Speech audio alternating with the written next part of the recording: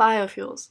How you can use them and how they can help you reduce your carbon footprint. Biofuels are a type of liquid fuel used for transportation, power, and heating derived from low-nutrient crops, agricultural waste, and even sustainable biomass such as algae. Some of the raw materials and plants used to make biofuels include corn, energy grasses, sunflowers, canola, and sawdust. Biofuels are made through a variety of both biochemical techniques such as fermentation, plant extraction, and hydrolysis, as well as thermochemical processes like the conversion of sugar and gasification. But how can you use these biofuels to help you? What are they used for? They are often used as alternatives to pure gasoline in order to fuel cars, trucks, aircrafts, and sometimes stoves for cooking. The use of biofuels reduces our dependence on fossil fuels, helps to improve air quality, provides erosion control with the use of crops, and will help you reduce your carbon footprint.